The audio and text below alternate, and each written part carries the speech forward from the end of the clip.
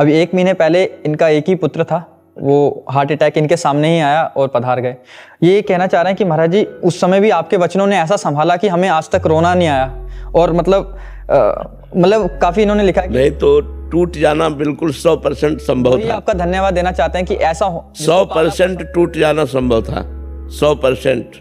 महाराज जी 1% भी नहीं टूट। हाँ, यही भगवान की कृपा और यही सत्साधना का फल है। और वो मेरे साथ ही बैठा था, मुझे पता चल गया इसको हार्ट अटैक आया है, तो मैंने उसको CPR दिया और मैंने आर्त भाव से राधा राधा बोलना शुरू किया।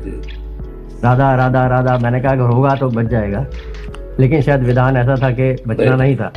विधान बिल्कुल बिल्कुल। लेकिन महाराज जी अगर आपसे जुड़ा नहीं होता मैं और दीक्षित नहीं होता तो बुरा हाल हो गया होता। अभी हम दूसरों को ठीक कर रहे हैं, मैं और मेरी वाइफ वो है बैठी है, हम दूसरों को सांत्वना देते हैं कि आपको हम आश्चर्य की बात बताएं, जैसे आपके हुआ ना, ऐसे एक हमारे वकील शिष्य हैं, और वो मतलब उनका एक ही लड़का था, 22 वर्ष का था, अभी कोई संस्कार ब्याह आदि के नहीं हुए थे, अब पूरी कमाई पूरा सब उसी के लिए था, और वो पधार गया। तो ऐसे हंस के बता रहे थे, ऐसे हंस के बता रहे थे कि महाराज जी वो आपका ही लड़का था, 22 वर्ष का था, एक ही था, और वो पधार गया। ऐसे हंस के बता रहे थे जैसे कोई खुशी की बात बता रहा हो। तो हम कहा कि तुम्हारे तो आंखों में आंसू होने चाहिए। बोले आपकी कृपा इसलिए नहीं, मुझे पता है। मैं सिर्फ मेरा प्रश्न आ गई है जी, क्या ये निर्मल दिल है या कठोर दिल? नहीं, यही निर्मलता है जो मोह रहित है, यही निर्मलता है जो मोह रहित है। आंसू उसको मिटा नहीं सकते, हम क्यों आंसू बहाएं? भगवान के लिए आंसू बहाएंगे। ये मृत्यु लोक है, यहाँ नियत समय पर। देखो, एक हमारे ब्रजवासी थे, उनका एक ही लड़का था, मथुरा जा रहा था, एक्सीडेंट हुआ, पधार गया, और वो अपने गुरु के दिए हुए माला कर रहे थे। तो उनके पास सूचना पहुंची, सुबह सुबह का ही टाइम था, कि आपका लड़का एक्सीडेंट में पधार गया। बोले पधार गया? बोले हाँ। बोले ठीक है, तो उसको लाओ, वृंदावन लाओ। जब गुरु मंत्र की पूरी माला हो गई तब उठकर उसे स्मशान ले गए।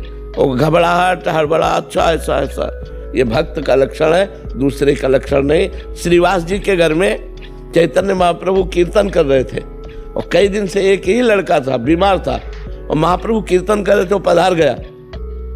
एक स्त्री ने आके कान में कहा श्रीवास से, तुम्हारा लड़का पधार गया।